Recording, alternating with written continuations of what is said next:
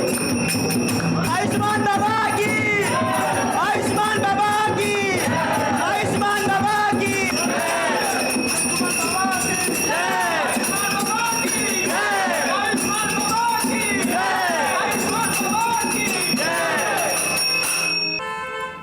ये मेरी पत्नी है बाबा, डिप्रेशन का शिकार हो चुकी है, दिन रात दुखी रहती है बाबा, घर में बहुत क्लेश होता है, कृपया इसका इलाज कीजिए, हम लोग बहुत परेशान हैं बाबा।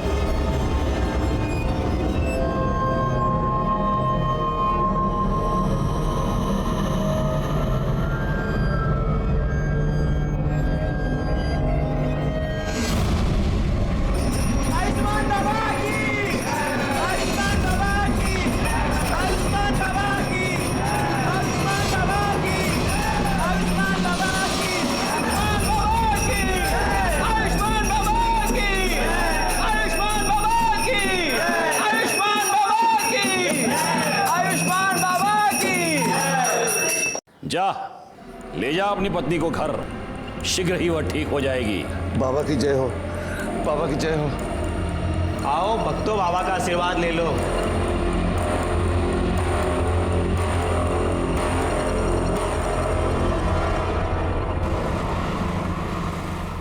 पानी आने एक गिलास। आंटी,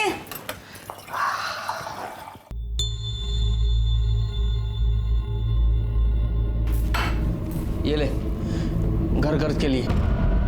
देख क्या रही है, पगार हुआ यार। मुझे नहीं चाहिए तेरे पाप की कमाई। क्या बोलिस? पाप की कमाई? ये मेरी मेहनत का पैसा है। मेहनत का पैसा? हाँ, ये मेहनत का पैसा है तेरा या तेरे उस ढोंगी कमीने बाबा की पाप की कमाई है? ए बाबा को कुछ मत बोला, देख दांत तोड़ दूंगा मैं तेरे। तू भूल गया सब क्या किया था? वो बाबा जो भक्ति के नाम पे दूसरी औरतों की चुम्मा चाटी करता है। देख, मुझे तेरा नहीं पता, पर मुझे बहुत शर्म आती है इस पाप की कमाई खाने में। चल तेरी तो मैं।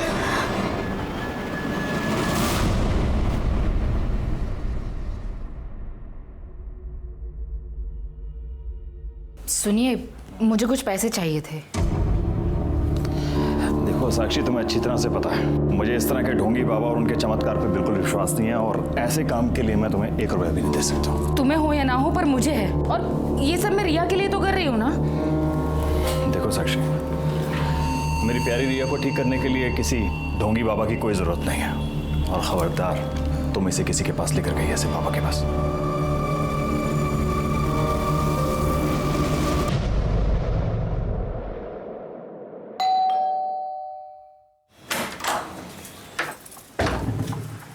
काजल, थोड़ी सी शक्कर मिलेगी? वाटी अनलेस? हाँ, वाटी।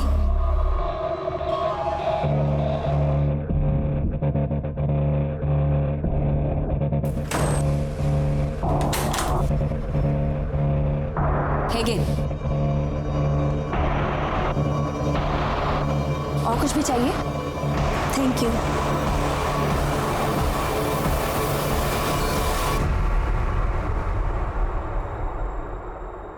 ठीक किया जो तुम इसे मेरे पास उपचार के लिए ले आई। बाबा, मेरी रिया चल तो सकेगी ना? अवश्य।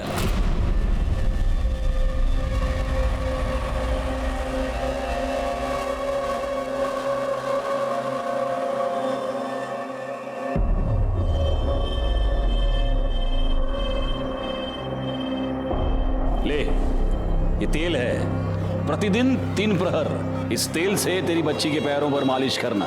भगवान की कृपा रही, ये बच्ची चलने तो क्या, दौड़ने लगेगी। सच बाबा? सुना रिया, तू चलने लगेगी? अच्छा बाबा, प्रणाम।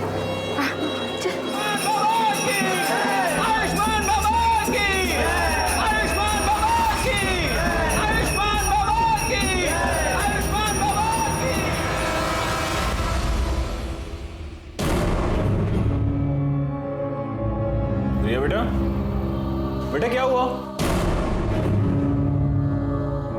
बाप रे, क्या हो गया है लोगों को? इतने घटिया लोग भरे पड़े हैं ना, रेप पर रेप के केस आ रहे हैं। अब 60 साल के बुढ़े ने एक 20 साल की लड़की का रेप कर दिया, बताओ। रिया, रिया बेटा, रिया बेटा क्या हुआ? क्या हुआ बेटा? रो क्यों रो? क्या हुआ? ओ बेटा मुझे बताओ। अरे किसने कुछ कहा क्या? मुझे बताओ ना, क्या हुआ? अरे भाई ये रो क्यों रही है? क्या हुआ इसे? क्या हुआ बेटा? बेटा मुझे बताओ क्या हुआ?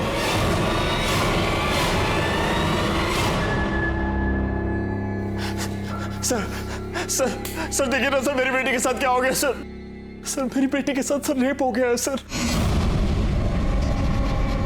आप प्लीज बैठिए और मुझे शांति से बताइए कि एग्जैक्टली क्या। सर मेरे मना करने के बाद भी ना मेरी बीवी साक्षी सर मेरी बेटी को ना उस ढोंगी बाबा के पास लेके जाती थी सर 6 महीने से। सर इसको बोला भी था सर। अरे एक मिनट, ये सब यहाँ नहीं चलेगा, ये पुलिस स्टेशन है। आप बैठिए प्लीज। मैडम आप बताइए क्या हुआ? सर रिया के पैर बहुत कमजोर है, सब कुछ करके देखे लेकिन कोई फर्क नहीं पड़ रहा था। तब मैंने बाबा के बारे में सुना, हम रिया को उनके पास लेकर गए। बाबा ने इसकी नब्ज देखी और कहा कि ये ठीक हो सकती है। बाबा ने मुझे एक तेल दिया और कहा कि मैं उससे रिया के पैरों की मालिश कर, लेकिन उससे भी कोई फर्क नहीं पड़ रहा था। मैंने बाबा को बताया तो उन्होंने कहा कि शायद मैं ठीक से मालिश नहीं कर रही हूँ, मैं रिया को उनके पास लेकर जाऊँ, वो मुझे सही तरीका बताएंगे। पहले तो मैं डर गई कि कोई अनजान आदमी मेरी बेटी के पैरों को हाथ लगाएगा। मेनका, जी बाबा। मेरी आंखों पर पट्टी बांधो।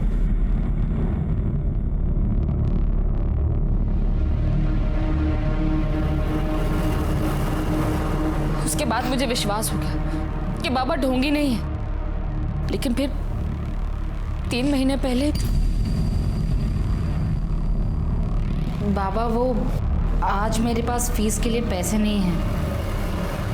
अरे रे रे रे रे रे रे रे, पैसे नहीं है तो कोई बात नहीं, अब पैसा ही सब कुछ थोड़ा ना है, क्यों बाबा, है ना?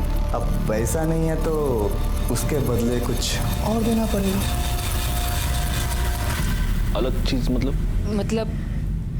उसके बाद मैं तेल लेने के लिए अकेले आश्रम गई। वहां पर उन्होंने मुझे वेटिंग रूम में बैठने को बोला।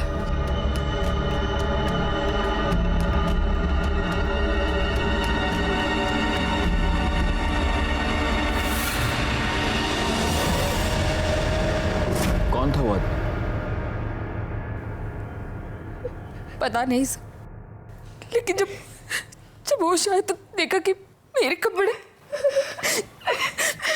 मेरे साथ भी रेप हुआ था। उसके बाद 2 बार और ऐसा हुआ। 3 बार तेरे साथ रेप हुआ, तूने मुझे बताया तक नहीं? तुझे मजा आ रहा था रेप करने में, और मेरी बेटी को लेकर उस ढोंगी बाबा के पास। तुझे कितनी बार बोला था? तुझे कितनी बार बोला इसको मत लेके जाओ?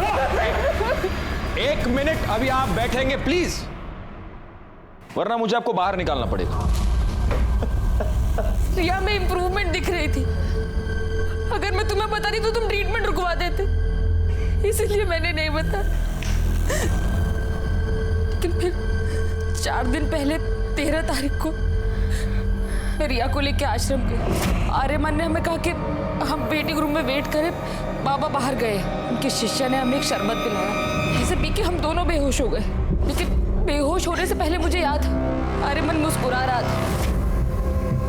मुझे लगा कि फिर से, लेकिन जब मुझे होश आया तो मेरे साथ कुछ भी नहीं हुआ था। लेकिन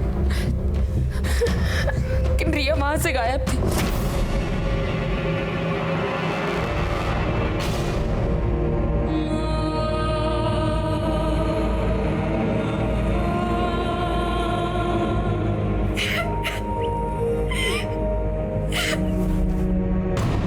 और रिया मुझे ट्रीटमेंट रूम में मिली।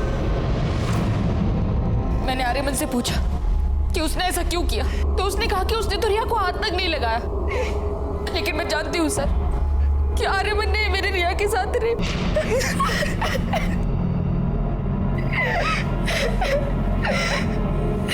बेटा, क्या तुमने उस आदमी को देखा? वो आर्यमानी था? नहीं, आर्यमन नहीं, आयुष्मान बाबा थे। मुझे याद है, बेहोश होने से पहले जो आदमी मेरी तरफ आ रहा था, उसे वही चोला पहना था जो आयुष्मान बाबा पहनते। इंस्पेक्टर सर प्लीज उस बाबा और उसके बेटे को अरेस्ट कर लीजिए प्लीज सर। प्लीज सर, हमें न्याय दिलवा दीजिए प्लीज सर। कामनी मैडम, बच्ची को मेडिकल एग्जामिनेशन के लिए ले जाइए। आप भी जा सकते हैं।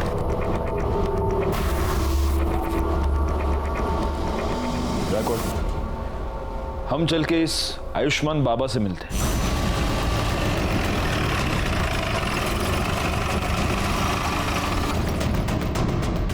साक्षी हम पर ऐसे आरोप कैसे कर सकती है अपने बाबा के बारे में? देखिए, आपको जो कुछ भी कहना है आप पुलिस स्टेशन चलकर कहिए। चलिए। साहब एक मिनट बेटा, ये कोई आम आदमी चलते फिरते आदमी नहीं है, बाबा है आयुष्मान बाबा। और इनके भक्तों को पता चला ना कि आपने इनको ऐसे उंगली भी लगाई है, दंगे भड़क जाएंगे साहब, बता रहा हूँ। दंगे वंगे बाद में, सबसे पहले तो तेरे को उठा के अंदर डाल दूंगा। चल यार ना, चलिए मैं कह रहा हूँ कर रही है। ये सत्य नहीं है। सभी भक्तों को वही शरबत ग्रहण के लिए दिया गया था। उनमें से किसी को कोई समस्या नहीं हुई। आप चाहे तो दूसरे भक्तों से पूछ सकते हैं। बाबा 13 तारीख को आश्रम में थे ही नहीं, वो एक भक्त के यहाँ आमंत्रित थे। मैं स्वयं पूरा दिन उनके साथ ही था। हम लोग शाम को आश्रम एक साथ ही लौटे थे। सर मैं तो ज़्यादातर अकाउंट केबिन में ही रहता हूँ, तो बाहर क्या चलता है क्या नहीं चलता मेरे को नहीं मालूम। सच है, भगवान भी इंसान को नहीं पहचान सकता। मैंने साक्षी और उसकी बेटी को बहुत सहायता की थी, फिर भी न जाने क्यों उसने मुझ पर ऐसे घृणित आरोप क्यों लगाए। लेकिन आपको क्या लगता है बाबा, मतलब क्यों लगाए होंगे उसने ऐसे घृणित आरोप आप पर? एक ही कारण हो सकता है। अच्छा? मेरे उपचार के पैसे देना नहीं चाहती होगी, अन्यथा मदद जो करता है उसे ऐसे प्रत्युत्तर में ऐसे घृणित आरोप कोई नहीं लगाता। लेकिन उसकी चूक हो गई, वो चूक गई। 13 तारीख को पूरा दिन हम आश्रम में थे ही नहीं। सर इसके असिस्टेंट गणेश ने भी यही कहा कि ये लोग शाम को वापस आए थे। क्योंकि यही सत्य है, हमारा शिष्य गणेश पूरा दिन हमारे साथ था, और जिस भक्त के यहां हम पूरा दिन उपस्थित थे आप उनसे भी पूछ सकते हैं। दोनों को आशीर्वाद है मेरे। अब हम यहां से प्रस्थान करेंगे। अरे नहीं नहीं नहीं नहीं, प्रस्थान वस्थान आप कुछ नहीं कर सकते अभी। क्या है बाबा, आप रेप अक्यूज्ड हैं, तो अब आप यहीं रहेंगे। बैकवर्ड, बाबा को उनकी कुटिया दिखा दो। अब अगले कुछ दिन तक भजन पूजन कीर्तन कीर्तन वहीं पे ले जाओ। चलिए। देखिए ये गलत है। लड़की के कंप्लेन के बाद आयुष्मान बाबा को पुलिस ने रेप के केस में अरेस्ट कर लिया है। अभी भी तुझे लगता है कि तेरा बाबा ढोंगी नहीं है? काजल चुप बैठ, मैं बाबा को बहुत पहले से जानता हूँ, वो ऐसा कर ही नहीं सकते। और अगर रेप हुआ भी है ना तो बाबा ने नहीं किया है, वो उस कमीने आर्यमान ने किया है, क्योंकि वो आर्यमान एक नंबर का। अच्छा, तो फिर पुलिस ने तेरे बाबा को क्यों पकड़ा? हाँ, संभल के रहे, हाँ संभल के रहे, कहीं बाबा तुझे भी अरेस्ट ना करवा देते। सर, ये रही रिया की मेडिकल रिपोर्ट। इस रिपोर्ट के मुताबिक रिया की बॉडी पर कोई सीमन नहीं मिला है। ये तो एक्सपेक्टेड ही था। 4 दिन बाद वो लोग कंप्लेंट लिखवाने आए थे, 4 दिन बाद हमें क्या मिलने वाला? सर एक बात और, रिया की मेडिकल रिपोर्ट से पता चला है कि उसके साथ सेक्स हुआ है, वो वर्जिन नहीं है। नहीं, लेकिन कमली मैडम ये बात लेकर हम कोर्ट में नहीं जा सकते। बाबा का वकील पहली हियरिंग में ये साबित कर देगा कि रिया खुद सेक्सुअली एक्टिव थी और अब उसके माँ बाप बाबा को फंसाने के लिए ये सब चाल चल रहा है। नहीं, हमें कोई ऐसा पुख्ता सबूत चाहिए जिससे हम ये साबित कर पाए कि रेप बाबा ने किया है।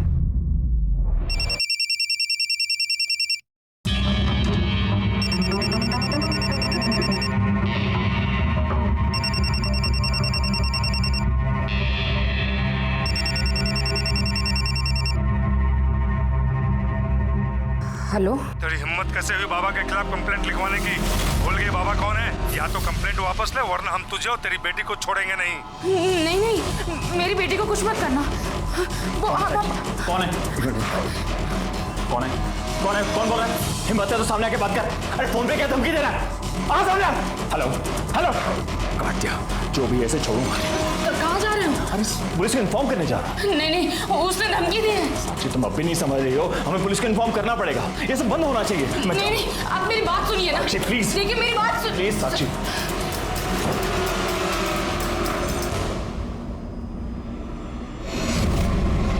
कुत्ते, पहले मेरी बीवी और बेटी के साथ रेप करता है और फिर बाद में धमकी भरे फोन करवाता है। तू सोचता है मैं डर जाऊंगा? छोड़ूंगा नहीं तुझे साले। क्या चल रहा है? क्या चल रहा है? क्या कर रहे हैं? सर देखिए ना सर, मेरी बीवी के फोन पर सर किसी प्राइवेट नंबर से धमकी भरे फोन आ रहे हैं सर। कह रहे कंप्लेंट वापस ले लो, नहीं तो आपकी बेटी और बीवी को।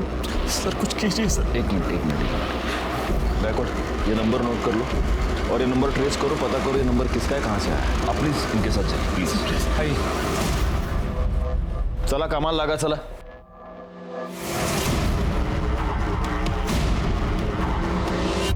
सर ये तो नहीं था, सिवाय इनकी कंप्लेंट के हमारे पास है ही क्या। फॉर्मेलिटीज पूर्ण कर सर।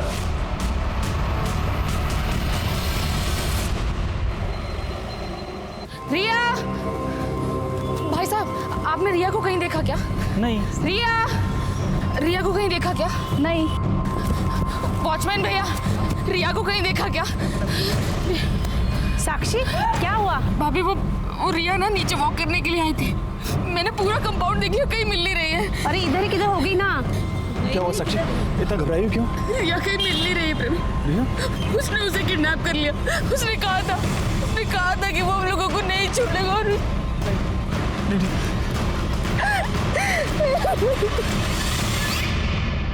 हरामखोर, रिया का रेप तूने किया है ना, मुझे सब पता है। क्या रे बड़ाऊ, मैं किया है क्या लगा के रखा है? लड़की ने देखा तेरे को, स्टेटमेंट में नाम तेरा, तो मैं कैसे किया है हा? और वैसे भी वो जो तू आशीर्वाद के नाम पे वो जो चोला डाल के जो चुम्मा चाटी करता है, तो ठगी कौन तू? तो रेपिस्ट कौन? तू, मैं नहीं, समझा? बकवास बंद कर, मुझे सब पता है। बाबा को मिर्ची लगी रे बाबा को मिर्ची। लेकिन क्या करे, मैं देखा रे तेरे को उस दिन आश्रम आते हुए। झूठ बोल रहा है तू। उस दिन मैं आश्रम में था ही नहीं, मैं तो शाम को लौटा था। ये जो तेरी झूठ की खिचड़ी है ना, ये तो येड़ा गणेश है ना, उसके साथ मिलकर पुलिस से खड़ा, मेरे को नहीं। मैं देखा तेरे को उस दिन शाम को वापस आते हुए भी, और रिया के साथ कमरे में करते हुए भी। हाँ, तो मेरे साथ ना शानपंती नहीं। चल जा जा जा। बाबा और साक्षी ठाकुर आई है, बहुत शोर मचा रही है और तमाशा भी कर रही है। जल्दी चलिए।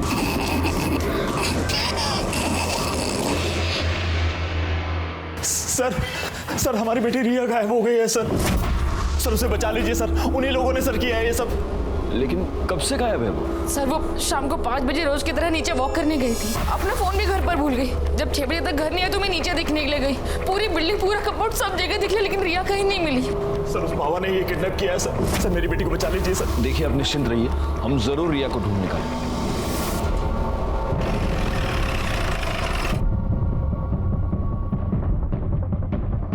सर बॉडी को सबसे पहले इन औरतों ने देखा। ये सुबह यहाँ कपड़े धोने आई थी तो इन्होंने बॉडी को देखा। सर बॉडी पे कई जगह खरोच के निशान हैं और ये देखिए गर्दन पे जो मार्क है उसे देखकर तो यही लग रहा है कि मौत गला घुटने से हुई। एक मिनट पूरा चेहरा टर्न करना। सर तो रिया ठाकुर है। देखिए आसपास जरा चेक कीजिए, कोई क्लू मिलता है क्या? सर ये तो बैसाखी मुझे वहां पे मिली। कामी मैडम, सर फॉरेंसिक टीम को बुलाइए और बॉडी को पोस्टमार्टम के लिए भेज दीजिए। Okay sir. अब इस बाबा का टाइम आ गया है।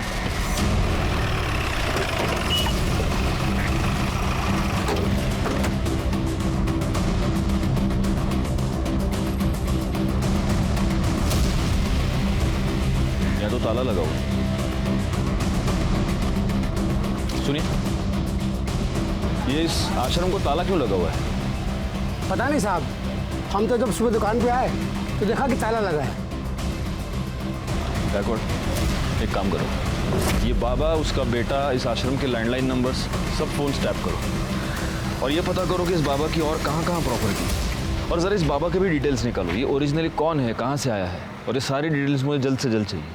सर पुलिस ने लड़के की पहचान रिया ठाकुर के नाम से की है। ये वही रिया ठाकुर है जिसने आयुष्मान बाबा पर बलात्कार का इल्जाम लगाया था। याद है ना तुम्हें? इसी बाबा ने तुम्हारे सामने मुझे किस किया था। तब तुम ऐसे ही बस मुंह खोलकर उसे देख रहे थे। तुम्हारी इन्हीं हरकतों से ना उसे बढ़ावा मिला और आज देखो उसने एक छोटी सी बच्ची को मार के फेंक दिया। पर तुम आज भी ना बस ऐसे ही खड़े रहना, कुछ मत करना और जा पलाते रहना कि तुम्हारा बाबा इनोसेंट है। है ना? सर, कल रात को जब ड्यूटी खत्म होने के बाद आप घर चले गए तो एक आदमी ने कॉल किया था। वो कह रहा था कि रिया मर्डर केस के बारे में कुछ जानता है और आपको बताना चाहता है। मैंने उससे कहा कि आप घर चले गए तो उसने कहा कि मैं दोबारा कॉल करूंगा। उसने फ़ोन कट कर दिया और अभी तक उसको कॉल नहीं है। मैं सुबह से ट्राई कर रहा हूँ उसको कॉल करने की, लेकिन मोबाइल स्विच ऑफ आ रहा है। जोशी, पता करो ये नंबर किसका है। हो सकता है इससे हमें कोई इंपॉर्टेंट लीड मिले। Yes sir. रिया ठाकुर की पोस्टमार्टम रिपोर्ट के मुताबिक पहले उसके साथ रेप हुआ था, फिर 18 तारीख की शाम 7 और 8 बजे के बीच उसका गला घोट के उसे मार दिया गया। बॉडी पर सीमेन या कोई ऐसी चीज मिली जिससे मर्डरर को आइडेंटिफाई कर पाए? नहीं सर, बॉडी की फोरेंसिक रिपोर्ट 2 दिन बाद आएगी। 2 दिन? ठीक है, तब तक वेट करते, हो सकता है उससे कोई क्लू मिले। सर आयुष्मान ट्रस्ट के नाम से आयुष्मान बाबा की 4 प्रॉपर्टीज है, बोरीवली, दहिसर, वसई और विरार में। लेकिन चारों प्रॉपर्टीज में कोई रहता नहीं है, वहाँ पे ताला लगा हुआ है। गैकवाड, एक काम करो, इन चारों जगहों पर सिविल में अपने आदमी रख दो 24 घंटे। पता नहीं क्यों मुझे ऐसा लगता है कि बहुत जल्द यहाँ पर कोई रहने आएगा। सर, हमने आयुष्मान बाबा की डिटेल्स निकाली तो पता चला कि ओरिजिनली वो विरार का रहने वाला है और कुछ साल पहले किसी रामनारायण तिवारी नाम के वैद्य को असिस्ट कर रहा था। उसका कंपाउंडर था। गैकवाड, एक काम करो, इस रामनारायण तिवारी वैद्य से पूछताछ करो और इस बाबा के बारे में जितनी डिटेल्स हो सके उतनी डिटेल्स निकालो। सर, वो हमारे पास 3 साल काम किया था। हमने उसको सब सिखा दिया था, मालिश करना, हड्डी बिठाना और आयुर्वेद तरीके से उपचार करना, दवाई बनाना भी। लेकिन था बड़ा होशियार, हर काम फटाफट सीख जाता था। लेकिन उसे एक आदत थी, वो आयुर्वेद और एस्ट्रोलॉजी की किताब पढ़ने का बड़ा शौक था। जरा सा भी समय मिले किताब खोल के पढ़ने लगता था। फिर एक दिन आया, कहने लगा कि हम कल से काम पर नहीं आएंगे। हम कहा काहे? बहुत उससे कहा कि रुक जा, लेकिन नहीं रुका, वो चला गया। 1 साल बाद सुनने में आया कि साकिब खान जो है आयुष्मान बाबा बन गए। एक मिनट, ये साकिब खान कौन है? अरे वही आयुष्मान बाबा जो है वही साकिब खान है। मुस्लिम से हिंदू नाम बदल के बाबा बना। और ये आर्यमन उसका बेटा इमरान। हाँ, जब उसकी जोरू मरी तो इमरान 2 साल का रहा होगा। तो इसने माँ का भी प्यार दिया, बाप का भी प्यार दिया। बहुत लाड करता था और लाड प्यार के चक्कर में लड़का खराब हो गया। अच्छा, ये आयुष्मान बाबा मतलब आपका साकिब खान जब ये आपके पास काम किया करता था तो जो महिला इलाज करवाने के लिए आती थी उनके साथ कभी उसने बदतमीजी की थी? ना, कभी कोई बदतमीजी नहीं। अच्छा, उसके किसी रिश्तेदार को आप जानते हैं? नहीं, बस परिवार का मालूम था, सो हमने बता दिया।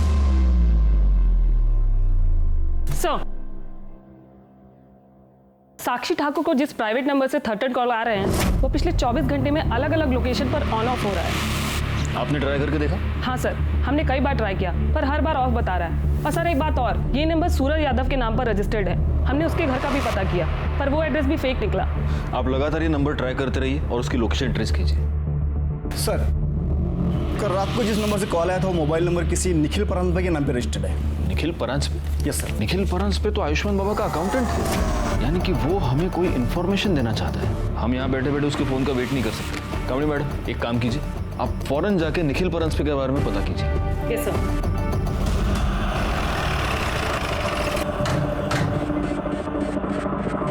क्या आप बता सकती हैं कि काजल और निखिल कहाँ गए हैं? हाँ मैडम, कल शाम को करीब 8 बजे मैंने काजल और निखिल दोनों को एक साथ जाते देखा। मैं तो खुद हैरान थी कि दोनों एक साथ कहाँ जा रहे हैं।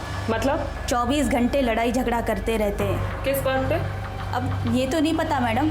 एक बार मैंने काजल से पूछने की कोशिश की थी तो उसने मुझे कुछ नहीं बताया, लेकिन हाँ, उसका वो हीरो है ना, उसको जरूर बताया होगा। हीरो? कौन हीरो? अब ये तो ज़्यादा तो मुझे कुछ नहीं पता, लेकिन हाँ, कुछ हफ्तों पहले जब मैं मार्केट से घर वापस आ रही थी तब मैंने देखा कि वो काजल का बॉयफ्रेंड था। अब ये सब तो मुझे नहीं पता, लेकिन हाँ, वो तभी आता था जब निखिल घर पर नहीं रहता था। कुछ दिनों पहले मैं काजल के घर शक्कर लेने आई थी, तब मैंने उसे बैठा देखा था। पहचान सकती हो कौन है वो? स्केच बनवा सकती हो? वो तो मैं नहीं बता सकती क्योंकि मैंने उसे सिर्फ 2 बार देखा है और वो भी पीछे से। निखिल और काजल का फ़ोन नंबर और फोटो तो होगा ही आपके पास? जी।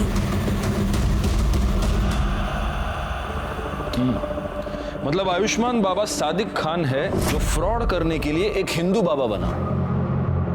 बैकवर्ड, मैंने तुम्हें उसके प्रॉपर्टीज पर नजर रखने के लिए कहा था, उससे कुछ पता चला? नहीं सर, अब तक तो वहाँ कोई भी नहीं आया और आसपास के लोगों से पूछताछ की तो समझा कि उन प्रॉपर्टीज में हमेशा ताला होता है। वहाँ किसी को आते जाते देखा नहीं है।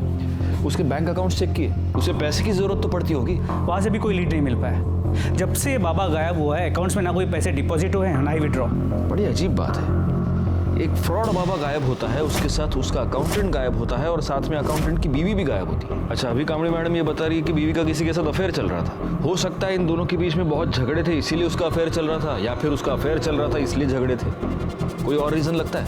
सर मुझे तो लगता है झगड़े का रीजन उसकी बीवी का अफेयर ही हो सकता है। लेकिन अगर ऐसा है तो कल शाम को दोनों एक साथ कहाँ पर गए थे? कहीं ऐसा तो नहीं कि मर्डरर को पता चल चुका था कि निखिल पुलिस को कोई इन्फॉर्मेशन देने वाला है, इसलिए इन दोनों मियाँ बीवी को साथ में कहीं पर बुला लिया?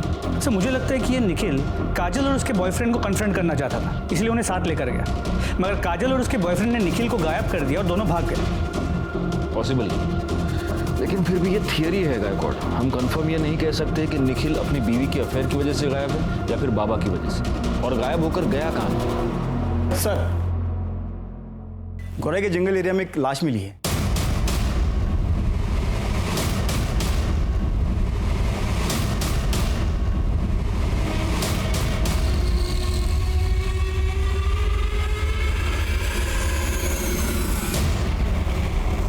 सर, ये बॉडी तो काजल परांज पे की है। व्हाट? Yes sir. सर, जिस तरह साड़ी को लपेटा गया है उसे देखकर तो यही लग रहा है कि मर्डर से पहले रेप हुआ है। जरा ठीक से चेक कीजिए। Yes sir.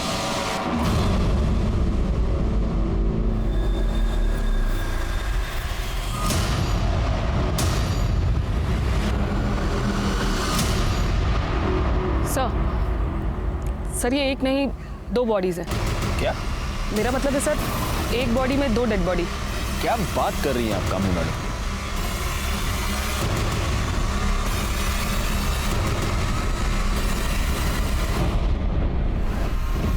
बॉडी का निचला हिस्सा किसी आदमी का है और ऊपर का हिस्सा औरत का। या तो ये निखिल हो सकता है या फिर काजल का बॉयफ्रेंड। ये हो सकता है कि निखिल ने काजल को और उसके बॉयफ्रेंड का मर्डर करके उन दोनों की लाश को ऐसे इस तरह से सिल दिया होगा। पर सर, बॉडी को कोई इस तरह स्टिच क्यों करेगा? करना चाहता हो कि तुम दोनों का अफेयर था, तुम दोनों एक साथ आना चाहते थे, लो मैंने तुमको मार के एक कर दी। निखिल तो साइको लग रहा है। बिल्कुल है, लेकिन ये सब तब तक एक थियरी है जब तक हमें ये पता नहीं चलता कि ये बॉडी का निचला हिस्सा आखिर किसका है। कामड़ी मैडम, सर, बॉडी को पोस्टमार्टम के लिए भेजने का इंतजाम कीजिए और फॉरेंसिक टीम को बुला लीजिए। Yes sir. पता कैसे चलेगा कि ये बॉडी का निचला हिस्सा किसका है? सर, एक आइडिया है। काजल के नेबर्स ने कहा था कि उन्हें यहाँ 1 साल हो गया है। हो सकता है इस बीच वो कभी बीमार पड़े और कभी अपना ब्लड टेस्ट किया, तो आसपास के लैब से कुछ इन्फॉर्मेशन मिल सकती है। मतलब ब्लड ग्रुप से? जी सर। Good idea. एक काम करो, उनके घर के आसपास जितने भी पैथोलॉजी लैब्स है वहाँ पर पता करो इमीडिएटली। सर, पैथोलॉजी लैब से मिली रिपोर्ट और पोस्टमार्टम रिपोर्ट में जो ब्लड ग्रुप आया है उससे ये साफ होता है कि लोअर बॉडी निखिल परांज पे की है। नहीं, लेकिन अगर निखिल परांज पे और काजल के बॉयफ्रेंड का ब्लड ग्रुप सेम हुआ तो? सर, ये तो मैंने नहीं सोचा था। पोस्टमार्टम रिपोर्ट के मुताबिक काजल का मर्डर 19 मई को रात 9 से 10 के बीच हुआ है और मृणाल ने हमें बताया कि उसने उन दोनों को 8 बजे घर से निकलते हुए देखा। मतलब निखिल ने यहाँ फोन करने के तुरंत बाद।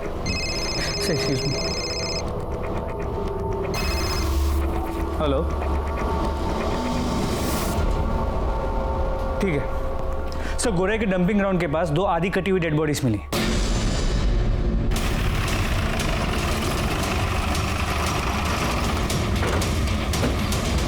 साहब, मैंने ही आपको फ़ोन किया था। सुबह जब काम पे जा रहा था तभी ये मैंने देखा और 100 नंबर पे मैंने डायल किया। थैंक्स। जोशी, बगा। सर, ये बॉडी तो निखिल की है। मतलब इसे इतना तो क्लियर हो गया कि उस बॉडी का निचला हिस्सा निखिल का था। सर, सिर के पीछे गहरी चोट है। हो सकता है मौत की वजह ये चोट ही है। सर, ये देखिए।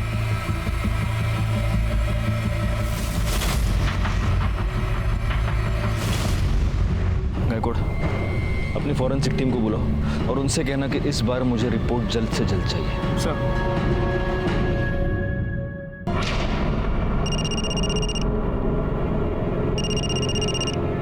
हाँ सर। कोई अपडेट? सर, मैं यहाँ पे कब से नज़र रखे हुए हूँ लेकिन कोई हलचल नहीं। सर, मैं यहाँ पे कब तक रुकूँ? वो बोलता हूँ मैं, लेकिन अभी के लिए वहाँ पे नज़र रखो। ठीक है सर, ओके।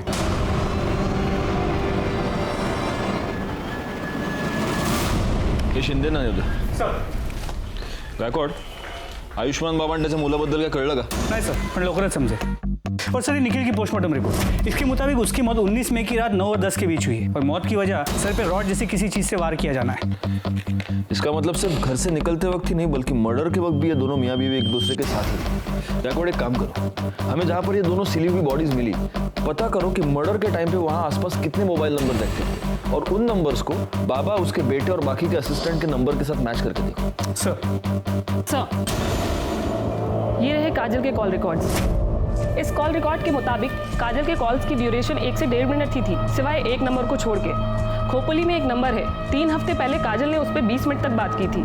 किसका नंबर है? काजल की माँ मुक्ता.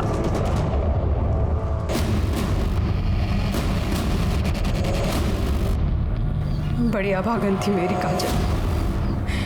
तिच्या नशिबात सुखच नव्हतं. हम जब पालघर के पास नांदोर गांव में रहते थे तब काजल दूसरे बिरादरी के लड़के के साथ भाग गई.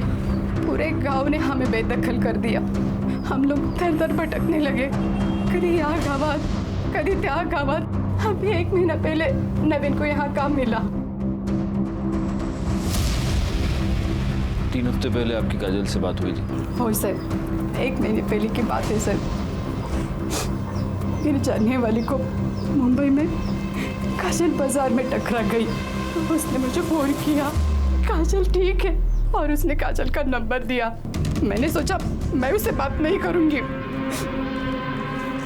काय करूं, माँ हूं ना. मैंने उसे फोन किया, बड़ी खुश लग रही थी वो फोन पर. उसने कहा कि वो मुझसे मिलने आने वाली है, पर नहीं, वो नहीं आई. उस निखिल के घर वालों ने ही मारा है साहब मेरी ताई को. साहब हमारी ताई उसे कभी पसंद नहीं थी. हम लोग अलग बिरादरी के हैं ना, इसीलिए. वैसे 19 तारीख को तुम कहाँ थे? मैं काम पे था साहब. विठल और मैं साथ में ही काम पे जाते. विठल कौन? हमारा पड़ोसी, इधर बाजूला रहा. निखिल की फैमिली का नांदौर का एड्रेस है आपके पास? ठीक है सर, विठल ने कंफर्म किया है. 19 मई को नवीन उसके साथ सुबह से शाम तक गोडाउन में ही था. एक काम करते, निखिल के घर चलकर पता करते कि इस नवीन की बात में कितनी सच्चाई है. मैंने कितनी बार निखिल को समझाया था कि काजल तेरे लिए ठीक नहीं है, फिर भी उसने मेरी एक बात नहीं मानी. इसलिए तुमने उन दोनों का पता लगाया, उनका मर्डर किया और अपना बदला पूरा किया. क्या बात कर रहे हो साहब? मैंने खुद उन दोनों की शादी करवाई थी. बिरादरी में रहने के लिए नाटक किया था कि वो दोनों गांव से भाग गए.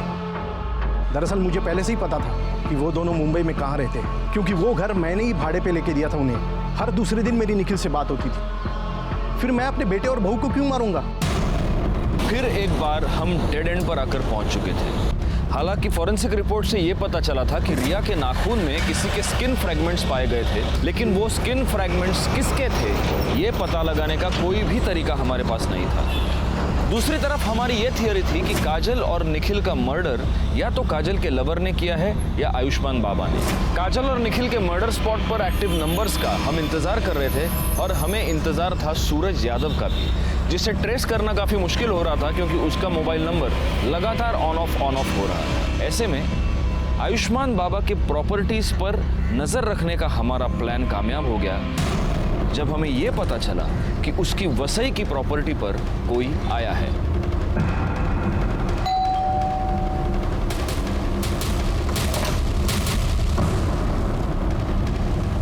जी, आपका नाम? माजिद खान. सादिक खान को जानते हैं? हाँ, वो हमारे फूफी के लड़के हैं, हमारे बड़े भाईजान हैं. बड़े ताज्जुब की बात है माजिद साहब, आपकी आवाज़ आपके फूफी के लड़के से बहुत मिलती जुलती है. देखिए, आप हमें खामखा परेशान कर रहे हैं. हमारे बड़े भाईजान का उन्होंने जो किया है उससे हमारा कोई वास्ता नहीं है. गायकवाड़,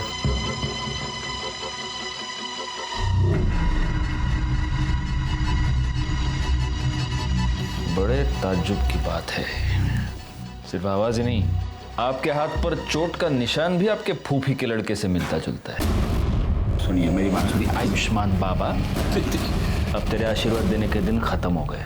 अब हम तुझे आशीर्वाद देंगे. सर, मुसलमान होके मैं आयुर्वेद या ज्योतिष का धंधा नहीं कर सकता, इसलिए फिर सादिक खान से मैं आयुष्मान बाबा बन गया.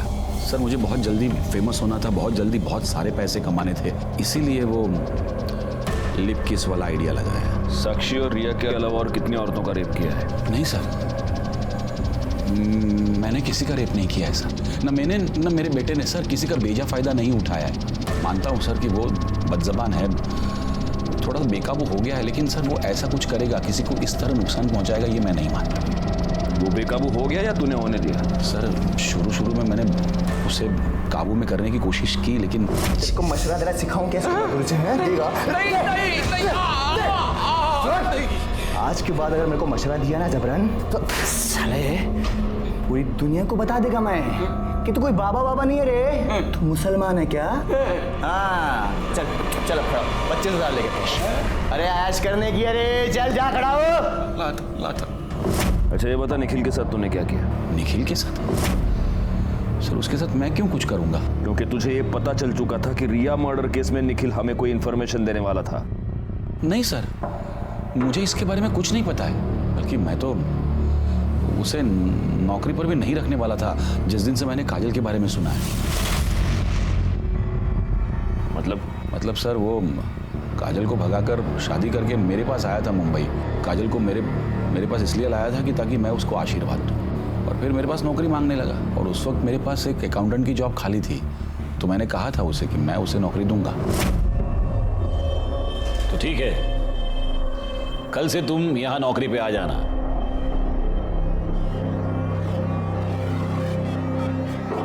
मेरी बीवी है।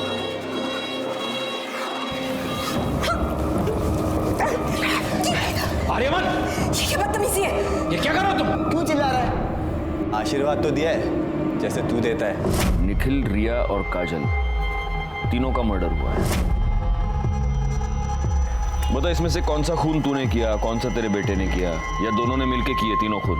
नहीं सर, हमने किसी का खून नहीं किया, सच कह रहा हूँ सर। अगर मर्डर नहीं किया तो भाग क्यों गया था? रिया के बारे में सुन के डर गए थे हम लोग। बेटा कहाँ है तेरा? कहाँ छुपा के रखा है उसको? जिस दिन से आश्रम से भागा उस दिन से वो गायब है सर। बैकवर्ड, इसका डीएनए टेस्टिंग कराओ। रिया के नाखून में जो स्किन का फ्रैगमेंट पहले उससे मैच करके देखो। आयुष्मान बाबा आखिर तक यही कहता रहा कि वो निर्दोष है, और हमारे पास भी उसके खिलाफ कोई भी पुख्ता सबूत नहीं था। हम उसके डीएनए टेस्ट के रिजल्ट का इंतजार कर रहे थे। आर्यमान अभी तक गायब था। ऐसे में हमारे पास उन फोन नंबर्स की लिस्ट आई जो 19 मई को रात 9 से 10 के बीच निखिल और काजल के मर्डर स्पॉट पे एक्टिव थे। वो 3 नंबर्स थे, और उन 3 नंबर्स में से एक नंबर के बारे में हमें पहले से ही पता था।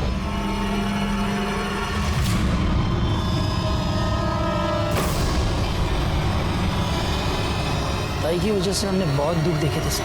मैं उससे बदला लेना चाहता था, पर पता नहीं था कि वो कहाँ रहती है।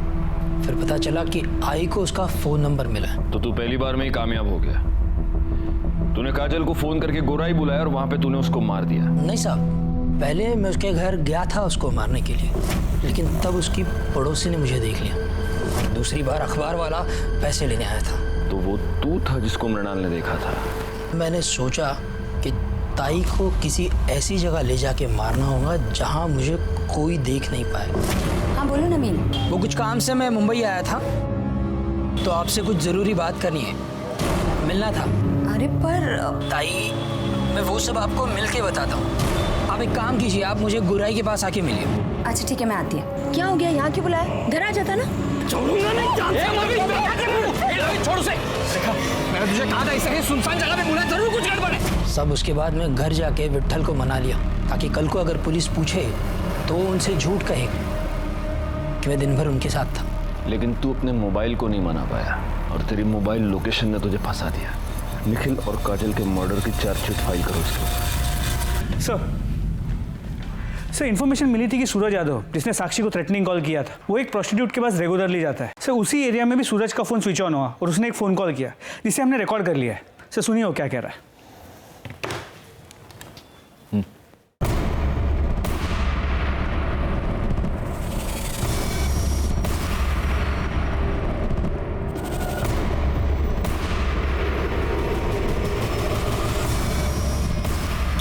एक मिनट देखो, इसका नाम सूरज यादव है ना?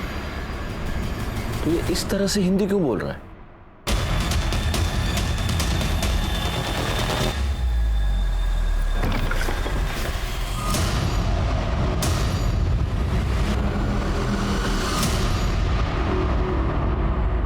बताऊं तुझे, आर्यमान, इमरान या फिर सूरज यादव?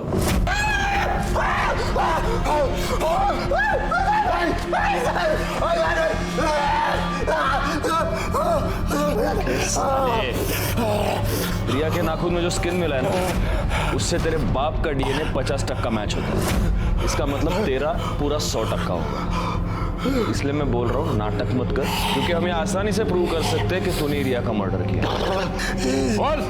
साहब, साक्षी और रिया का रेप नहीं किया है साहब। अब्बू का चोला अपने ऊपर डाल लिया था कि कहीं बीच में थोड़ा बहुत भी होश आए तो लगे कि अब्बू ने गलत काम किया है।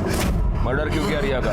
मैं बस कंप्लेंट वापस करवाना चाहता था साहब, पर वो रिया का बाप है ना, फोन पे बहुत अकड़ रहा था साहब, बहुत उल्टा सीधा बोला मेरे को, दिमाग पूरा चलना आ गया था मेरा। बस मैंने सोच लिया था साहब कि इस साले को सबक सिखा के रहेगा मैं। मेरे को पता था कि रिया रोज शाम को ना कंपाउंड में वॉक करने को आती, और साहब उसके बाद उसकी बॉडी रात को मैं ठिकाने लगा दिया। पर ये सब बूढ़ा हुआ ना वो मेरा अबू, उसने मेरे को सब करते हुए देख लिया था साहब, और बहुत घबरा गया था साहब, वो बहुत डर गया था, जबरदस्ती मेरे को छुपाया साहब। साक्षी और रिया पर रेप करने के जुर्म में और रिया के मर्डर के जुर्म में तुमको अरेस्ट करता हूँ। चार्जशीट फाइल करो। फॉरेंसिक रिपोर्ट से यह साबित हो गया कि वो स्किन आर्यमान की थी। निखिल काजल मर्डर केस और रिया मर्डर केस फाइनली सॉल्व हो गए। नवीन, जिसने अपनी बहन को एक भयानक, एक दर्दनाक मौत दी, उसका पूरा प्लान उसकी फोन की वजह से फेल हो गया। रिया, जो कि शारीरिक रूप से कमजोर थी, अपने माँ के अंधविश्वास और अंधभक्ति की भेंट चढ़ गई। इसी के साथ मैं सीनियर इंस्पेक्टर राजेश यादव आपसे विदा लेता हूँ। दोबारा मिलूंगा, तब तक सतर्क रहिए और देखते रहिए क्राइम पेट्रोल दस्तक, क्योंकि मकसद बताना नहीं, बचाना है।